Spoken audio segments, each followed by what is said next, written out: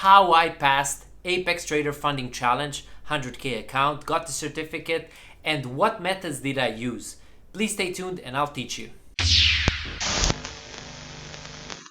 Hello everyone, welcome back. My name is Dan, and in this video I will be telling you how I passed Apex Trader Funding Challenge and got the 100K funded account. What will I do with it? How will I trade it? Will I continue doing my normal account or will I continue with using prop firms? What are my general thoughts on prop firms? What do I think of them? Their rules? What are the pros and cons? For all of this, stay tuned and I'll explain into this video. Now, first of all, why did I choose the Apex Trader Funding? Just some backup info. I've been trading for several years now, and why did I even choose prop firms when I'm already trading my own capital, and why go down the road of the prop firms, challenges, etc.? Well, the reason is simple. I just wanted to test myself.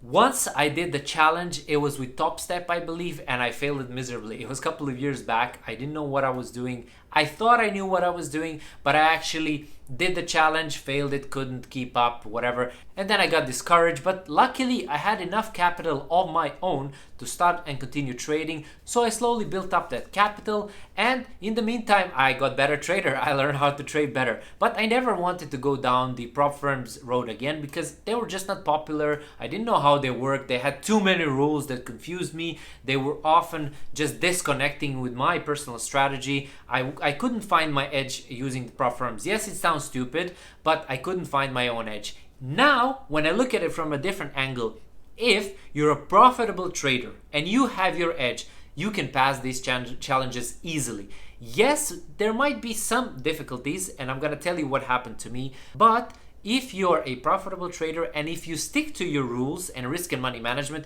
you can easily pass it. It's definitely not an issue for the people who've been doing it for a longer period of time. Yes, flukes can happen. And again, I'm going to tell you what happened to me. But if you know what you're doing, you will definitely pass any of these challenges. Now, why did I even choose Apex Trader Funding? Well, the simplest reason, honestly, is because they were the cheapest. They had some discount going on. I took it, I bought it. I saw that they have actually, and I'm going to talk about it later, an activation fee if you pass the challenge. However, I just wanted to give it a try and to see how I'm doing. I took it with this kind of mindset. Okay, I'm going to take it slowly. I'm going to trade it the way that I trade usually. And I'm just going to take my time. I just want to pass it to prove myself that I can do it, obviously, right? And then when I started the challenge, I said, nah, I have a 100K account. I will just go a little bit more aggressive than I usually do. So what I did, I'm going to show you exactly on the chart in a second. But before I do, I just want to tell you that you need to have a game plan before going into these kind of challenges. You need to explore a little bit and see how people are already doing it, because it is totally different from a prop firm to prop firm. Because, for example, I am very used to holding trades overnight and doing swing trades. In this company, you cannot do swing trades, and I found out that later on when I already did the payment. But anyways, that's not a problem. That's not an issue. You just need to, find your opportunities on the smaller time frames and just do smaller trades. So you can do it, but you need to have a plan ready according to their rules. Now, Apex Trader Funding have simple rules. One step to pass, and then for a 100K account, it is a 3,000 trailing drawdown in order to pass. So you cannot hit the 3,000 trailing drawdown. Now, what is a trailing drawdown? I want to actually show it to you directly on the chart. So let's head back to the chart. Now, this is a NASDAQ 100 E-mini futures, okay, chart. So let's just put whatever, long position, all right? Now, let's say you open the position and you got in profit by $3,000, all right? So, but you did not close the position. So you had $103,000, the highest amount in your account, okay? The position suddenly reversed and came all the way back to your entry price. You know what's gonna happen? Exactly the thing that happened to me. You're gonna get kicked out and stopped out because your account reached $3,000 of trailing drawdown. So how the trailing drawdown works is it takes the current highest value of your account, okay, and from there you can trail $3,000 to the backside. So let's just go over it one more time. Now let's take it slowly. Let's say you go and start right away in minus $3,000. You lost your account. That's it. Because it hit your stop loss, you only can lose 3,000. You lost 3,000. That's pretty simple, right? Now, where the catch starts. For example, let's just take for example, your stop loss is $2,000. Okay, $2,000. The price action moved $1,000 to the upside. Okay, and then it reversed and hit your stop loss. Okay, it will blow your account. You know why? Because it went up for $1,000. All right, so your highest account value was 101,000, but then it reversed $3,000 because it reversed this 1,000 that you had in profit and then another 2,000 of your stop loss. I hope that doesn't confuse you, and I hope it's very clear because it's a simple math. So your highest value was 101,000 and you lost 3,000.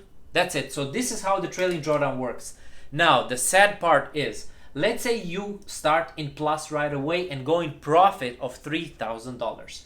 Then all of a sudden the price reverses and goes back to your entry point. Okay, goes back to zero profit. You will still lose your account even though it didn't hit your stop loss. Why? Because the drawdown was from 103,000, which was the highest value of your account, back to 100,000. So the drawdown is always trailing. Let's say you make $10,000. Okay, this is a $10,000 of plus. You move back down, a pullback of $3,000, and now you have now you have $7,000 in plus, in profit. You will still lose your account. This is quite silly. I didn't even know this. This is quite silly, but I mean, I understand them. They want you to be trailing your profits and booking your profits on time, blah blah blah, whatever. I don't like this rule, but anyways. So even though you had 10,000 in profit, it pulled back by 3,000. You're losing your account. If it pulled back 2,999 and then you closed it, it's fine. You still have profit, and then your trailing will be, starting from zero. But if you let it draw down more than 3,000, naturally it will just blow your account. So this is how it works, and this is exactly what happened to me. Now, from a blank chart, let me go back to my chart. Okay, this is how I chart my Nasdaq. Anyways, for you guys, just a quick overview who don't know or who don't follow me. This is the weekly key market level. This is the AI hype start when the Nvidia had the report, and then when we had this big blast off to the upside. Then this is the gap where we had the obvious gap, and these blue zones are the order blocks or supply and demand zones. Basically, blue ones means that it's kind of a safe zone where I take trades from. Where from I take trades. I don't even know how to speak English.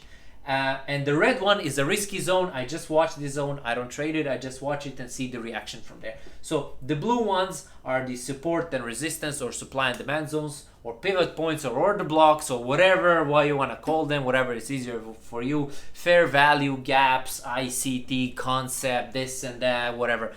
Everybody has their own technique, their own name nowadays. Everybody's just using different things. Support, resistance, supply, demand. That's it. That's how I call them. This is just a little bit, perfected version of it. Anyways, guys, so what happened to me? Let's dive in. What happened with my trades, how I traded them. Now, let me take you to the beginning, how I marked it, so you can actually understand why do I have these blue and red zones. So at first, this blue zone was totally different, okay? When it was just over here, when the price action was just like over here, it was marked totally differently. I'm not gonna move it at the moment, but it was marked totally differently. So what happened is we created this big wick. We then just reversed back all the way to this support area right over here, and then we continued going back up, entered the zone again, then we went back down, and finally this area over here is where we broke it. Okay, this was the first sign because this was the previous peak and the previous top, and this right over here, let me just mark it with the brush. You can't actually see it. Let me just move in. Sorry, let me just move this a little bit. Okay, you see this peak right over here? This was the first sign of weakness. All right, so this is the first sign of weakness. Now, what I did from there, I said, okay, we might have a breakout. I waited for it to break out, and then we broke out, and then we continued all the way up. I waited for the retest. The retest didn't happen. Then we created this consolidation over here, this other red zone, right? And we finally came back to the zone to retest it. As I said, it did not exist. This blue zone at the time, it did not exist. I was just drawing it and creating it, okay? It looked totally different than it does now. Why? I'm gonna tell you a simple reason why. Because look at this candle right over here. This is what I call level creation candle. So the candle that created a strong key market level, all right? Now, this right over here is the candle that confirmed the level. This is another one that confirmed it, and another one with a small break. This was just a small liquidity grab. But look how precisely actually it retested it right over here for 3 times. So this was a strong key market level. Now, what I did, I waited for us because I knew that we're gonna break this key market level by the price action because we started going down from here, okay? So what I did, I waited for us to break this key market level, which happened exactly, let me just mark it, right over here, okay? We broke it. Now, I got in my my funded account, sorry, it wasn't funded at the time, evaluation account, and I was like, okay, we have a key market level over here, we are gonna break this area over here, and once we break it, I'm gonna enter short. And if I remember correctly, I entered short somewhere, let's say over here, whatever. And the stop loss was just above these wicks. And I aimed to about 150 points, which I usually do. Whatever, it looks something like this. All right, so this is how the trade used to look like, right? So I entered somewhere over here. Once we broke the previous level, we came back, retested it, because this is a 1 hour chart. On 1 minute, it actually came back, retested it. Now, I entered short, okay? What happened? Usually I trade 5 micro Nasdaq contracts, okay? So micro contracts are smaller than mini, and I trade 5 micros. This is my standard trading, okay? I only use 5 micros. What I did for the challenge, I said, okay, let me start a little bit more aggressive, and I will trade 2 mini contracts.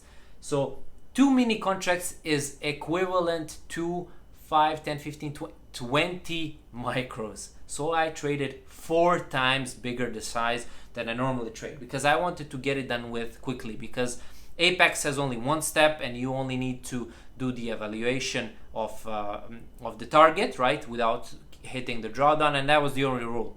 So I said, okay, let me just try to go aggressively. Exactly what I was explaining you earlier happened right over here. So it went down in my direction, and I was making, I don't know, like $4,000. Oh, great, awesome. Boom, it reversed back, and all of a sudden, because I actually even pulled back the stop loss at break even, and all of a sudden I'm stopped out and my account is deactivated, and I'm like, what? How did I fail this? I don't understand. That's when I found out what I just showed you previously, that how trailing actually works, that it actually works even in profit. And honestly, I didn't know that. I wasn't aware of it. So that was the fail of my account, and I was like, oh my god, man, I'm not gonna bother with this. I'm not gonna bother with this. That's why I trade my own capital, my own rules, blah blah blah blah. You know, I started giving excuses, and then I'm like, listen, I started this, and I'm gonna finish it, and I don't care. I reset my account. So I was like, okay, let me reset the account and let me give it one more try. Now when I understand, hopefully, what I'm doing. So what I did is reset an account, let it do its thing, and I waited for it again. Now, exact same logic applied. It went back up, as you can see right over here, tested the zone, and I was like, okay, let me wait to start going back down again, and then I'm gonna enter short. Exactly what happened. I entered short, let's say somewhere over here, 50 point stop loss, it was something like that. Target was 150. It was, let's say, approximately, I'm just putting this approximately, so it was something like this, boom. And I actually didn't trade 2 contracts, I actually reduced it to 1 mini, so I got like 3,000 right away over here. So this was the first trade, boom, very easy, very quick, short on the retest of this key market level over here, or the zone, or the order block, or whatever you want to call it, you know, whatever suits you. So this was quite a quick trade. Then what I did, I said, okay, let me wait now. Let me wait and see what's gonna happen. And then, as you can see, we had this consolidation, and then tomorrow at the same time, market opening, we had a break back to the zone, And I said, okay, let me try to do the exact same thing that I did yesterday. And that's exactly what I did. I waited for it to go out, and I think I caught it on this candle. My stop loss was somewhere, let's say 50, no, it wasn't here, it was like 50 points, something like this. And again, the target was 150 points, let's say somewhere here. Boom, exact copy paste trade happened. When we broke it back, I shorted it, I waited for the confirmation, retest on the lower time frames of the chart. Let me show you, for example, 5 minutes, how it looks like. Let me just scroll back. Where is it? I don't even see it here.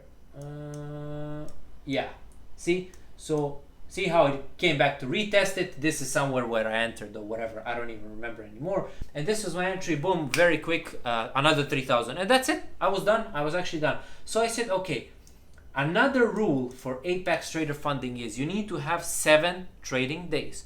So I said, all right, I'm gonna just continue trading, but I'm not gonna be stupid. I'm gonna be doing way less contract size. So I went back to micros, and then I traded micros for a couple of days just to have 7 trading days. This is what they don't want, and this is what they said in their rules that they don't accept in funded accounts. That once you do have the target, they said we're not gonna accept payouts if you do something like this, like have, let's say, huge trades, and then you do micros just like all the time, because they want to see a consistent traders. They want you to see that you actually know what you're doing. They want to see that you're just not lucky guy who got it by evaluation by luck. They want to see consistent trading system that works and that's gonna bring money to you and them. All right, this is what they want. So I'm thinking now, I passed the challenge, by the way. Let me just show you. Okay, this is the account, PA Apex. PA is the whatever personal account, personal affiliate, prop firm account. I don't even know what does it stand for. And I had one trading day, about a small trade of $400. And this is the certificate. Ta-na-na-na! I am finally legitimate. I am finally a legitimate certified trader. Okay? Yes. Like, subscribe, follow, etc. Blah blah blah. Anyways, this certificate doesn't mean much to me, but it's nice to know. I'm actually it does mean something to me. I'm lying. It means that actually I do know what I'm doing. It just gives me props that it wasn't luck, because I actually tried this for the first time, as I told you, and I passed it, which means that I know what I'm doing, right? Maybe I was actually lucky, who knows? I mean, it's 50-50 chances for everything. Anyways, but still, I have certificate, right, of funding. Now, what I'm gonna do with this account? I am going to be trading this account probably a little bit more aggressive than I do my normal account. This is the plan, okay? So the game plan is, on my normal account, I trade 5 micros. Most probably on this 100K account, I'm going to be trading 1 mini contract. And I will see. I don't know. Maybe I will go back down to 5 micros. Maybe I'll just stick to my standard pattern, my standard formation, what I'm very familiar with. But the only reason because I don't really want to trade long term with prop firm, okay? Whether it be Apex or any other prop firm. I don't know. At the moment, at least, I don't want, because I trade my own capital, as I said. But if something changes, I will probably take it more serious, blah, blah, blah. But at the moment, I just want to try and get some nice payout from it if I can, right? And that's about it. I will take it a little bit more aggressive approach. I will be doing my standard risk to return ratio and standard percentage of the risk. However, it's going to be with 1 mini contract, most probably. I will see. I will think about it. Now, just to cover a couple of things, by the way, just so I don't forget. Now, let's take a step back, step by step. So first, you pass your evaluation. You have 7 trading days to complete, and then you have the target to hit without hitting the maximum trailing drawdown, right? This is one of the rules. 1 step pass, okay? When you passed it, you get an email. Congratulations, we confirmed that you passed, blah, blah, blah, blah, blah, blah. They send you the contract. You activate this PA account. For the activation of the PA account, and you have to pay $105. Now, okay, this $105 is recurring every single month if you continue trading it, okay? You have another option to pay, I believe, 200 and something or whatever, to be like lifetime, one-time fee for lifetime.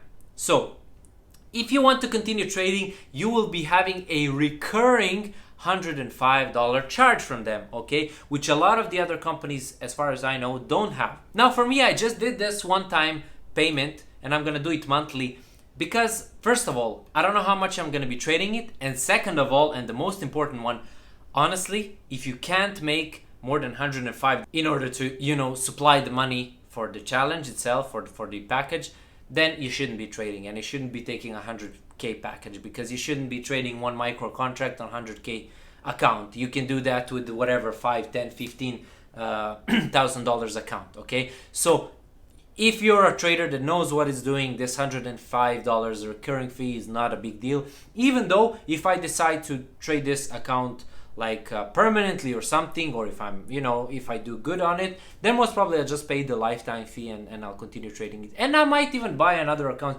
because I can see all these people that are doing all these different tactics. They buy like 20 accounts and then they connect them through traders, because you can have up to 20 accounts, all right? And then they connect them through Trade-of-8 or Ninja Trader, and then they trade 20 accounts at once, which is actually, wow, when you think about it, when you do the math, if you're actually a profitable trader, it can bring you a lot of money. And I can see some kids making tons of money on it.